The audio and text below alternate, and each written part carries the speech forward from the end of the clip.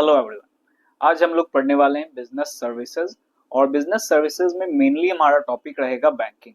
तो स्टार्ट करते हैं हम लोग ये चैप्टर बिजनेस सर्विसेज। तो सबसे पहला हमारा जो क्वेश्चन है वो होगा कि how goods are different from services, what are services. तो अब यहाँ पे हम लोग देखते हैं गुड्स क्या हो जाता है, टेंजिबल फॉर्म होता है कोई भी प्रोडक्ट का, और सर्विसेज इनटेंजिबल फॉर्म होता है। गुड्स जो है वो प्रोडक्शन हमारा एक समय में हो रहा है और उसको हम स्टोर करके भी रख सकते हैं, बट सर्विसेज हमारा तुरंत प्रोड्यूस हो रहा है और तुरंत कंज्यूम होता है। तो आगे हम लोग इसमें देखते हैं। अच्छा, सर्विसेज वाला एक टॉपिक जो है आप पढ़ चुके हो, ये ऑक्सिलरीज टू ट्रेड में भी, जो बिजनेस सर्विसेज का हमारा पार्ट होगा। तो it has already been stated that commerce consist of trade and auxiliaries to trade. तो ट्रेड के बारे में हमने पढ़ा था कि ट्रेड किसको कहते हैं, तो सिंपली बाइंग एंड सेलिंग को ट्रेड कहते हैं। और ऑक्सिलरीज टू ट्रेड का मतलब क्या हो जाता है, जो ट्रेड को हेल्प करता है, जिसको एड्स कहते हैं हम लोग, एड्स टू ट्रेड, जो हेल्प कर रहा है buying and selling of goods and services, यानी ट्रेड को सपोर्ट करता है। तो इसी ऑक्सिलरीज टू ट्रेड कहते हैं। Auxiliaries to trade are also known as business services. इसी ऑक्सिलरीज टू ट्रेड को बिजनेस सर्विसेज या बिजनेस फैसिलिटीज भी कहा जाता है। These services are essential for smooth flow of trade and industry। इसका एग्जाम्पल क्या है, हमने पहले चैप्टर में भी पढ़ा था। तो इसमें एग्जाम्पल्स इसका है जैसे banking, insurance, transport, warehousing, advertisement and communication. आगे पढ़ते हैं, नेचर क्या है बिजनेस सर्विसेज का। तो सर्विसेज के बारे में थोड़ा सा और हम लोग जानते हैं। तो सबसे पहला इंटेंजिबल, इंटेंजिबिलिटी। सर्विसेज क्या होता है, इंटेंजिबल होता है। इंटेंजिबल का मतलब क्या हो गया, which can not be seen और टच्ड।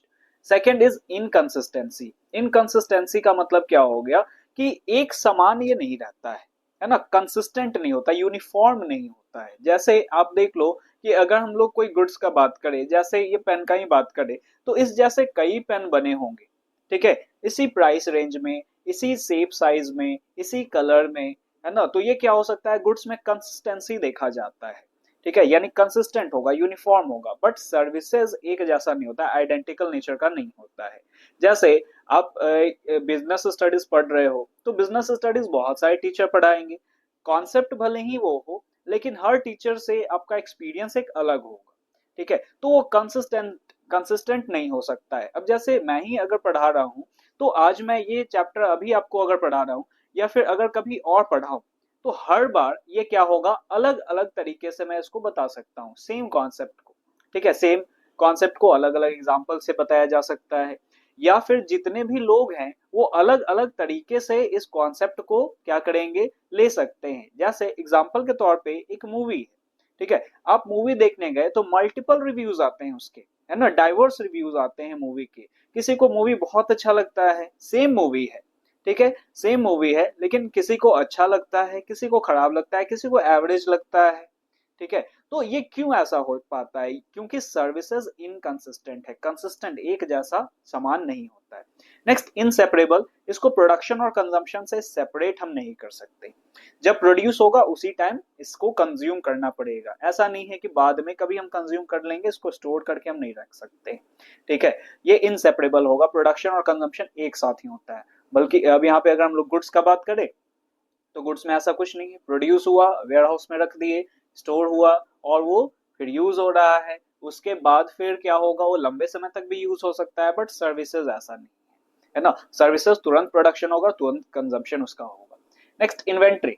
वही चीज, इसे स्टोर करके नहीं रख सकते हैं, इन्वेंट्री इसका नहीं होता है, स्टॉक नहीं होता है इसका। इन्वॉल्वमेंट, इन्वॉल्वमेंट का मतलब participation of customer in the service delivery is must. A customer can get service modified according to specific requirement। अब यहाँ पे आप देख लीजिए क्या हो गया कि इन्वॉल्वमेंट जरूरी है कस्टमर का। ऐसा नहीं है कि जैसे गुड्स में हो सकता है, मान लेते हैं आपको कोई सामान परचेस करना है, आप किसी और को सेंड कर दिए, ठीक है, किसी को सेंड कर दिए कि वो सामान ले आओ, और फिर आपने कंज्यूम कर लिया। लेकिन सर्विसेज में ऐसा नहीं हो सकता है। आप किसी को ये नहीं भेज सकते हो, जाओ मेरे बदले मूवी देख के आ जाना, मुझे सब कुछ बता देना, मैं फील कर लूँ। ऐसा कुछ नहीं होगा, ठीक है। लेकिन गुड्स में होगा, आप बोल दोगे क्या कि पेन ड्राइव में ये लेके आ जाओ, ठीक है, ये मूवी, तो अब वो क्या हो गया, वो गुड्स बन गया, गुड्स के फॉर्म में हो गया। Next, types of business services. हमारे कितने तरह के बिजनेस सर्विसेज हो जाते हैं। तो सबसे पहला है बैंकिंग। बैंकिंग सर्विसेज हो गया, है ना, जो फाइनेंस का नीड हमारा क्या करता है, पूरा करता है। इंश्योरेंस सर्विसेज जो रिस्क को बियर करता है, ठीक है, रिस्क बियर करता है हमारा। ट्रांसपोर्ट सर्विसेज जो क्या करता है, एक जगह से दूसरे जगह पे हमें हमारे गुड्स को, हमारे सर्विसेज को पहुंचाता है, ठीक है। तो this type of service provide facility of the movement of raw material, finish products, human resources from one place to another. Next is warehousing. Warehousing हमारा क्या है, ये भी एक सर्विस है जिससे ये जो हम लोग को प्रोडक्ट को स्टोर करने का फैसिलिटी प्रोवाइड करता है। Next communication. कम्युनिकेशन किसको कहते हैं, तो यहाँ पे हमारा क्या है कि ये ऐसा सर्विस है जो क्या कर रहा है, एक्सचेंज कर रहा है मैसेजेस का between among people to create common understanding. आगे देखते हैं बैंकिंग। अब ये हमारा जो पहला सर्विस है, अभी तो हमारा इंट्रोडक्शन चल रहा था, ठीक है, तो इंट्रोडक्शन चल रहा था, तो इंट्रोडक्शन में हमने ये सीखा कि बिजनेस सर्विसेज किसे कहते हैं, बिजनेस सर्विसेज का नेचर क्या है और टाइप्स क्या क्या है। अब हमारा सबसे पहला जो टाइप है दैट इज बैंकिंग। तो बैंक क्या होता है, बैंक क्या करता है, तो एक टर्म आता है फाइनेंशियल इंस्टीट्यूशन, ठीक है, एक टर्म आता है फाइनेंशियल इंस्टीट्यूशन। फाइनेंशियल इंस्टीट्यूशन का डेफिनेशन होता है कि it is a institution which provides deposit facility, loan facility and other investment facilities, है ना। तो ऐसा इंस्टीट्यूशन जो क्या कर रहा है, डिपॉजिट्स को एक्सेप्ट कर रहा है, पब्लिक के डिपॉजिट्स को, फिर उसे लोन भी प्रोवाइड कर रहा है और साथ साथ क्या कर रहा है, अदर इन्वेस्टमेंट फैसिलिटीज भी प्रोवाइड कर रहा है। तो तीनों सर्विसेज प्रोवाइड कर सकता है या फिर किसी तीनों में से कोई एक भी सर्विस प्रोवाइड करेगा, उसे फाइनेंशियल इंस्टीट्यूशन कहा जाता है। अब वही फाइनेंशियल इंस्टीट्यूशन का एक टाइप है बैंक, जो ये आज के डेट में तीनों फैसिलिटीज क्या कर रहा है, प्रोवाइड कर रहा है ना। ये डिपॉजिट्स भी एक्सेप्ट करता है, ठीक है, लोन भी प्रोवाइड करता है और अदर इन्वेस्टमेंट फैसिलिटीज भी प्रोवाइड करता है। तो इंडियन बैंकिंग रेगुलेशन एक्ट 1949 के अकॉर्डिंगली बैंकिंग को क्या डिफाइन किया गया है, banking company as the one which transact the business of banking by accepting deposits को accept कर रहा है, deposits of money from public which is repayable on demand, है ना, जब वो चाहेंगे तो वो निकाल सकते हैं उस पैसे को, कई कई एक्सेप्शंस भी है। लेंडिंग टू पब्लिक, पब्लिक को लोन प्रोवाइड करना, और इन्वेस्टिंग इन पब्लिक डिपॉजिट, ये पब्लिक डिपॉजिट्स में इन्वेस्ट करना, लोग इन्वेस्ट भी कर सकते हैं इसमें। तो ये आपका क्या हो गया, एक बैंक है, ठीक है, ये बैंकिंग फैसिलिटीज हुआ या बैंक इंस्टीट्यूशन हो गया। तो बैंक ऐसा इंस्टीट्यूशन हुआ जो डील करता है मनी एंड क्रेडिट में, ठीक है। तो ये तो हमने इसका ओवरऑल क्रक्स पढ़ा। आगे हम लोग समझते हैं कि इसके फंक्शंस क्या क्या है, बैंक्स के कितने फंक्शंस होते हैं, एक एक करके देखते हैं। सबसे पहला इसका प्राइमरी फंक्शन, मेन फंक्शन जिसके लिए बैंक क्या है, स्टैब्लिश हुआ है, वो क्या क्या है। तो सबसे पहला है एक्सेप्टिंग डिपॉजिट, कि डिपॉजिट्स को एक्सेप्ट करता है, डिपॉजिट्स को एक्सेप्ट कर रहा है। फिर bank offer different types of bank account to suit requirement and need of different customers. तो बैंक अलग अलग फैसिलिटीज प्रोवाइड कर रहा है, यहाँ पे डिपॉजिट फैसिलिटीज प्रोवाइड कर रहा है। तो डिपॉजिट कहाँ होता है, बैंक अकाउंट में होता है। तो कितने तरह के अकाउंट है वो अब हम लोग देखते हैं। सबसे पहला है फिक्स्ड डिपॉजिट, ठीक है, सबसे पहला क्या है, फिक्स्ड डिपॉजिट। फिक्स्ड डिपॉजिट किसको कहते हैं ये देखते हैं। फिक्स्ड डिपॉजिट का मतलब क्या हो गया कि money is deposited in the account for a fixed period. ये ऐसा अकाउंट है जिसमें आपको क्या करने हैं, आप पैसे अगर एज अ पब्लिक आप अगर पैसे यहाँ पे डिपॉजिट करते हो तो वो फिक्स्ड पीरियड के लिए वो लॉक हो जाता है ना। जैसे मान लेते हैं आपके पास 1 लाख रुपए है, तो आप चाह रहे हो कि ये 1 लाख रुपए हम 5 साल के लिए क्या कर दे, इस अकाउंट में डिपॉजिट कर दे। तो 5 साल के अंदर आप इसको विड्रॉ नहीं कर सकते। अगर आप विड्रॉ करोगे तो फिक्स डिपॉजिट टूट जाएगा, या अकाउंट टूट जाएगा और फिर आपको चार्ज भी पे करने पड़ेंगे, ठीक है। आपको पैसे मिल जाएंगे बट आपको चार्ज पे करने पड़ेंगे। तो इन जनरल ये क्या हो जाता है, एक फिक्स्ड टाइम के लिए, फिक्स्ड पीरियड के लिए आपके पैसे को ब्लॉक करता है एक तरीके से। और ये क्या करता है इसके साथ साथ, after expiry of specified period, जैसे आपने 5 साल के लिए लिया है तो 5 साल के बाद वो क्या होगा कि person claim his money from bank, person उस पैसे को क्लेम करेगा। तो 1 लाख रुपए ये तो जमा किया था, डिपॉजिट किया था, अब इस पे इंटरेस्ट में मिलेंगे। हर बैंक में अलग अलग होता है, तो मैक्सिमम 6 to 7% जाता है। तो ये पर एनम 6 to 7% आपको क्या हो रहा है, इंटरेस्ट मिल रहा है। तो जनरली सबसे ज्यादा जो इंटरेस्ट है वो फिक्स डिपॉजिट में ही दिया जाता है। तो फिक्स डिपॉजिट्स अकाउंट में मैच्योरिटी के बाद पैसे दिए जाएंगे विथ इंटरेस्ट। जितना ज्यादा समय तक डिपॉजिट करेंगे उतना ज्यादा इंटरेस्ट, रेट ऑफ इंटरेस्ट बनेगा और आपको उस पैसे पे जो डिपॉजिट हुआ है उस पैसे पे इंटरेस्ट जुड़ के मिलेगा। तो ये फिक्स डिपॉजिट अकाउंट हो गया। ये इन्वेस्टमेंट के तौर पे भी आप ये कर सकते हो। नेक्स्ट है करंट डिपॉजिट अकाउंट। तो करंट डिपॉजिट अकाउंट क्या हो जाता है? Current deposit account generally businessman open करते हैं, ठीक है। तो current deposit accounts are open by businessman. The account holder can deposit and withdraw money whenever desired. तो बिजनेसमैन जो है वो जब चाहे उस पैसे को डिपॉजिट कर सकता है, जब चाहे उसको विड्रॉ कर सकता है, ठीक है। As a deposit is repayable on demand, it is also known as demand deposit. अब क्योंकि ये क्या हुआ है, अपने डिमांड के अकॉर्डिंगली हम क्या कर सकते हैं, पैसे को डिपॉजिट और विड्रॉ कर सकते हैं, इसीलिए डिमांड डिपॉजिट्स भी इसे कहा जाता है। Withdrawals are always made by cheque. जब भी विड्रॉल्स हो रहा है तो चेक के थ्रू हो रहा है, आज के डेट में तो एटीएम और इन सभी के भी थ्रू हो रहा है। No interest is paid on current account. Current account पे कोई इंटरेस्ट पे नहीं किए जाते हैं। क्यों ऐसा? तो अब देखो क्या कि बिजनेसमैन बैंक को एज अ प्लेटफॉर्म यूज कर रहा है। हो क्या रहा है कि बिजनेसमैन डेली डेली क्या होता है, डेली कई सारे ट्रांजैक्शंस करते हैं, है ना, लाखों करोड़ों रुपए क्या हो रहा है कि वो बार बार पैसे डिपॉजिट कर रहे हैं और निकाल रहे हैं। तो बैंक में ज्यादा समय तक होल्ड नहीं हो पाता है पैसे, और होल्ड अगर नहीं हो पाया तो बिजनेस कैसे बनाएगा वो बैंक, है ना, बैंक कैसे पैसा अर्न करेगा। तो इसके वजह से इस प्लेटफॉर्म को यूज करने के लिए, ये बैंक के प्लेटफॉर्म को यूज करने के लिए इनको इंटरेस्ट नहीं दिया जाता, बल्कि इनसे चार्ज किया जाता है। वो बैंक जो सर्विसेज प्रोवाइड कर रही है उसके लिए उनसे चार्ज ही किया जाता है उल्टा, ठीक है। उन्हें कुछ इंटरेस्ट मिलता नहीं है, बिजनेसमैन को इंटरेस्ट मिलेगा नहीं, बल्कि ये सर्विस लेने के लिए उन्हें पैसे देने पड़ेंगे बैंक को। नेक्स्ट है सेविंग डिपॉजिट। सेविंग डिपॉजिट क्या हो जाता है? ये सबसे ज्यादा यूज होने वाला अकाउंट है, सेविंग डिपॉजिट अकाउंट। तो सेविंग डिपॉजिट अकाउंट किसे कहते हैं? सेविंग डिपॉजिट अकाउंट जो इंडिविजुअल पब्लिक जो है हम लोग ओपन करवाते हैं। A person can open this account by depositing a small sum of money. छोटे अमाउंट भी हम यहाँ पे क्या कर सकते हैं, डिपॉजिट कर सकते हैं। He can withdrew money from his account and make additional deposit eight will. इसमें भी हम जब चाहे पैसे डिपॉजिट कर सकते हैं, निकाल सकते हैं, लेकिन एक दिन में निकालने का सर्टेन लिमिट भी होता है, ठीक है। एक दिन में या आप इतना ही पैसा विड्रॉ कर सकते हैं। Account holder also get interest on his deposit. जितना डिपॉजिट किया है आपने बैंक में उसके लिए आपको इंटरेस्ट भी मिलेगा इस अकाउंट पे, लेकिन वो इंटरेस्ट फिक्स डिपॉजिट से कम होगा, ठीक है। इन दिस अकाउंट दो the rate of interest is low than the rate of fix deposit account. इसमें चेक फैसिलिटीज भी आपको मिलता है, एटीएम फैसिलिटीज भी मिलते हैं। तो इसी के वजह से इंडिविजुअल पब्लिक जो है वो सेविंग डिपॉजिट्स अकाउंट ओपन करती है। नेक्स्ट आते हैं recurring deposit account. Recurring deposit किसे कहते हैं? तो रेकरिंग का मतलब क्या हो गया? रेकरिंग का मतलब हो जाता है रिपीटेटिव बेसिस पे। तो जब आप क्या करते हो, यहाँ पे एक फिक्स्ड अमाउंट हर महीने, है ना, हर महीने या एक पर्टिकुलर टाइम पे आप क्या करने लगते हो, डिपॉजिट जब करते हो, तो ये कौन से अकाउंट में होगा? रेकरिंग डिपॉजिट अकाउंट में। ये सेविंग अकाउंट से भी आप ओपन करवा सकते हो, इसको अटैच्ड होता है, ठीक है। और इसमें क्या हो जाता है कि आप छोटे अमाउंट से भी रेगुलर बेसिस पे, है ना, रिपीटेटिव बेसिस पे आप पैसे डिपॉजिट करते हो और इस पे भी आपको इंटरेस्ट मिलेगा। The aim of recurring deposit is to encourage regular saving by people.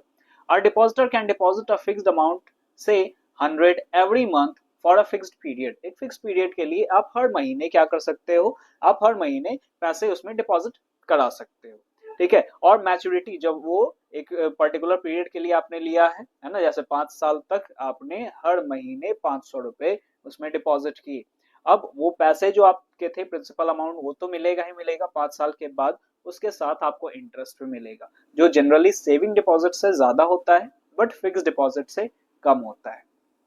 Next multiple option deposit account. देखो ये सब जो अकाउंट आप पढ़ रहे हो मेनली तीन टाइप्स का ही हुआ आपका अकाउंट, और वो भी अगर देखो तो दो ही टाइप्स का हुआ है, एक करंट और सेविंग। फिक्स डिपॉजिट आप सेविंग के थ्रू भी कर सकते हो, रेकरिंग डिपॉजिट सेविंग के थ्रू भी आप कर सकते हो, मल्टीपल ऑप्शन डिपॉजिट अकाउंट या तो करंट या सेविंग के थ्रू भी आप कर सकते हो। तो ये मल्टीपल ऑप्शन डिपॉजिट अकाउंट क्या है? इसे स्वीप फैसिलिटी भी कहते हैं, ठीक है, इसे स्वीप फैसिलिटी भी कहते हैं। अब यहाँ पे है क्या, या सुपर सेविंग अकाउंट भी इसे कहते हैं, मल्टीपल ऑप्शन डिपॉजिट अकाउंट को। तो इसमें क्या है कि आपके पास मल्टीपल ऑप्शन है डिपॉजिट करने के। कैसे? आप क्या कर सकते हो यहाँ पे, it is a type of saving bank account in which deposit in excess of a particular limit get automatically transferred into fixed deposit.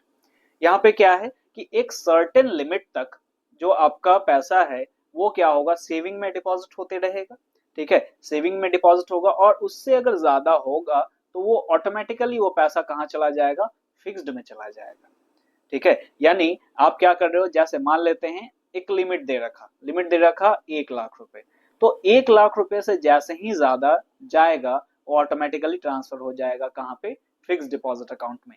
तो यहाँ पे दो ऑप्शन है, मतलब दो तरीके से आपको इंटरेस्ट मिलेंगे, सेविंग पे भी इंटरेस्ट मिलेगा और जितना पैसा फिक्स्ड है उस पे भी मिलेगा। ठीक है, दोनों पे यहाँ पे आपको इंटरेस्ट मिलेंगे। तो सेविंग पे जितना है तो सेविंग के अकॉर्डिंगली मिलेगा और फिक्स्ड पे जितना है तो फिक्स्ड के अकॉर्डिंगली मिलेगा। तो डबल बेनिफिट है इसमें। On the other hand, in case adequate fund is not available in our saving bank account so as to honor check that we have issued, the required amount get automatically transferred from fixed deposit to saving bank account। अब यहाँ पे ये है कि मान लेते हैं कि आपका कुछ पैसा फिर फिक्स्ड में चला गया है और आपने किसी को चेक दे दिया और सेविंग में आपका कम ही है पैसा। ठीक है, तो अब क्या होगा, फिक्स्ड ऑटोमेटिकली ब्रेक हो जाएगा और फिर वो चेक को पेमेंट हो जाएगा। ठीक है, तो ये ऑटोमेटिकली क्या हो जाते रहता है, लिमिट के अकॉर्डिंगली वो शिफ्ट होते रहता है। तो ये बहुत अच्छा एक ऑप्शन है, अगर आप सेविंग अकाउंट ओपन करवा रहे हो तो आप स्वीप फैसिलिटी या मल्टीपल ऑप्शन डिपॉजिट अकाउंट का भी यहाँ पे बेनिफिट उठा सकते हो। आगे बढ़ते हैं हम लोग।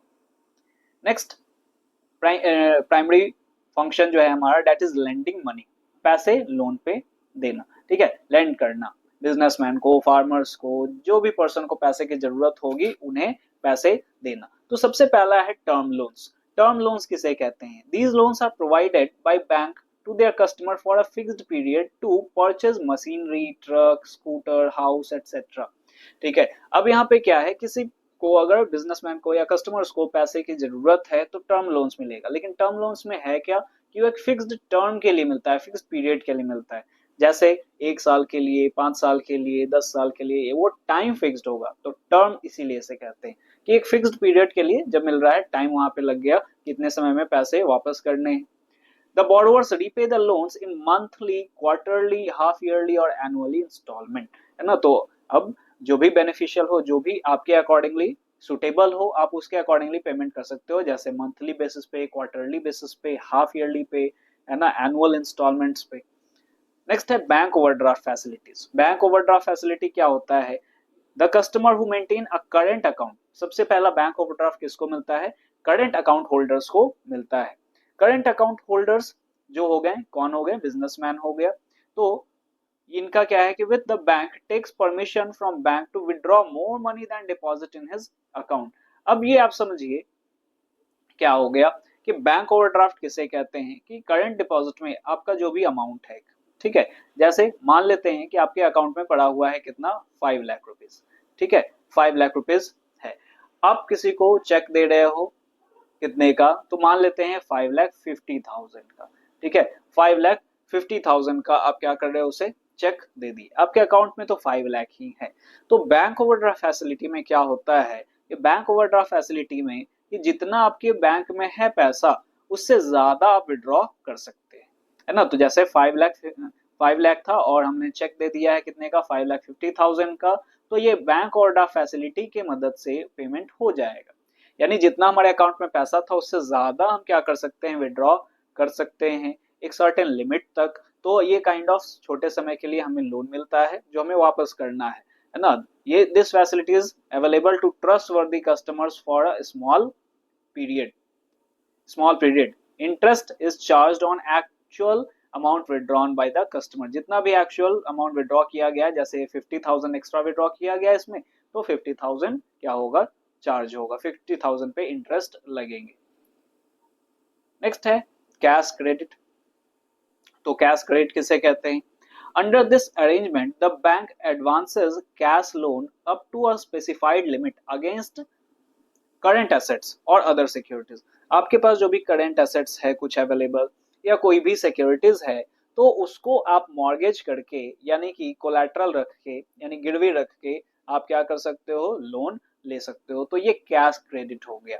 The Bank opens an account in the name of borrower and allows him to withdraw and borrowed money from time to time subject to sanctioned limit. Interest is charged on the amount actually withdrawn. अब यहाँ पे क्या बोला जा रहा है कि आपको आपका अकाउंट ओपन करवा दिया जाएगा बैंक में और उसमें वो एक लिमिट डाल दिया जाएगा, आपको जैसे जैसे जरूरत है पैसे का आप वहां से ही विड्रॉ कर सकते हो, तो लोन अकाउंट हो जाता है। नेक्स्ट है bills of exchange, discounting bills of exchange. Bills of exchange जो हो गया, अब बिल्स ऑफ एक्सचेंज आप जानते हो क्या होता है, तो बिल्स ऑफ एक्सचेंज अगर आप बैंक में लेके जा रहे हो तो आप इनकैश करवा सकते हो उसको, ठीक है। जो मैच्योरिटी से पहले अगर आपको इनकैश करवाना है तो आप बैंक में लेके जा सकते हो बिल्स ऑफ एक्सचेंज, और वो क्या होगा, कैश में कन्वर्ट हो जाएगा। उसके लिए बैंक सर्टेन डिस्काउंटिंग चार्जेस भी कट करता है, लेकिन वो ज्यादा नहीं होता है, वो कम ही अमाउंट का होता है। नेक्स्ट और क्या क्या यहाँ पे बोला गया, some certain secondary functions are there. तो सेकेंडरी फंक्शंस में एक आ गया एजेंसी फंक्शन, कि बैंक एजेंट के तरह आपका काम करता है ना, आपके एजेंट के तरह वो काम करता है। तो इसमें क्या क्या है, जैसे कलेक्टिंग बिल्स ऑफ एक्सचेंज, आपके बिहाफ में बिल्स ऑफ एक्सचेंज कलेक्ट कर लेगा, प्रॉमिसरी नोट्स कलेक्ट कर लेगा, चेक कलेक्ट कर लेगा। नेक्स्ट है कलेक्टिंग डिविडेंड इंटरेस्ट, आपके बिहाफ में डिविडेंड या इंटरेस्ट कलेक्ट कर सकता है। Buying and selling shares, debentures and other securities, आपके बिहाफ में वो शेयर्स डिबेंचर्स को परचेज और सेल भी कर सकता है। Payment of interest, insurance premium, तो आप जैसे ही आपके स्टैंडिंग ऑर्डर पे जो आप ऑर्डर दोगे तो इंटरेस्ट भी पेमेंट एक समय पे कर देगा और इंश्योरेंस प्रीमियम भी पेमेंट कर देगा। जैसे आज के डेट में ऑटोमेटिकली अटैच हो गया है अकाउंट से, है ना, कि हर महीने वो पैसे कट जाते हैं। तो जब आप बैंक को परमिशन दोगे तभी ये काम करेगा bank.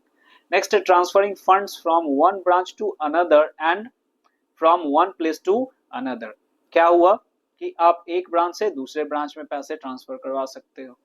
acting to an agent of representative while dealing with other banks and financial institution, जब आप क्या कर रहे हो यहाँ पे, आपका एजेंट के तौर पे वो काम करेगा, रिप्रेजेंट करेगा, है ना, while dealing with other banks, किसी और बैंक के साथ अगर आप डील कर रहे हो तो वो आपके एजेंट की तरह रिप्रेजेंट करेगा।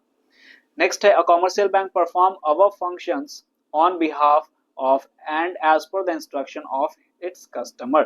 तो ये मैंने आपको बताया कि कस्टमर, आप जब स्टैंडिंग ऑर्डर दोगे, जब आप इंस्ट्रक्ट करोगे बैंक को तभी ये काम करेगा, अपनी मन मर्जी से वो काम नहीं करता है।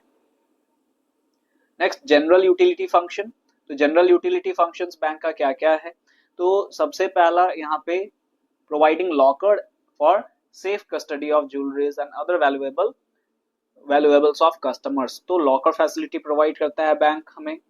Giving reference about the financial position of customer, तो किसी थर्ड पार्टी को रेफरेंस भी प्रोवाइड करता है हमारे फाइनेंशियल पोजीशन के बारे में।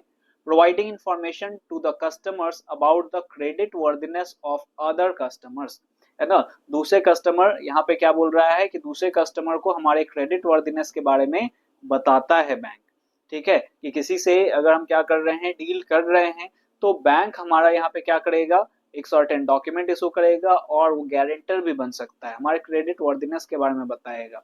Supply various types of trade information useful to customers, तो ट्रेड इंफॉर्मेशन कस्टमर्स को प्रोवाइड करता है। Issuing letter of credit, pay orders, bank draft, credit card and travellers cheque, तो लेटर ऑफ क्रेडिट या letter of reference, जैसे third party से अगर deal कर रहे हैं तो बैंक एज अ गारंटर के तौर पे वो रहता है, हमारे क्रेडिट पोजीशन के बारे में बताता है, ठीक है।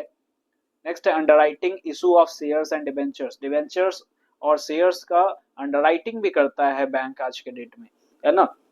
नेक्स्ट है providing foreign exchange to importers travellers going abroad, तो अगर आप अब्रोड जा रहे हो तो ट्रैवलर्स चेक प्रोवाइड करता है आपको, ये सभी चीजें। अच्छा, अंडरराइटिंग वाला एक पोर्शन यहाँ पे हो गया, तो अंडरराइटिंग का मतलब हो जाता है कि शेयर्स को सेल करवाने में आपका मदद करता है बैंक, ठीक है, या अगर नहीं सेल कर पाया तो खुद ही परचेस कर लेगा, तो ये अंडरराइटर हो गया, अंडरराइटिंग। तो अभी हमने बैंकिंग के बारे में कुछ पढ़ा, है ना, इसमें और भी टॉपिक्स है कि बैंक आज के डेट में कौन कौन सा सर्विसेज दे रहा है, उसके बारे में हम लोग नेक्स्ट टॉपिक में पढ़ेंगे। Okay, thanks for watching, thank you everyone.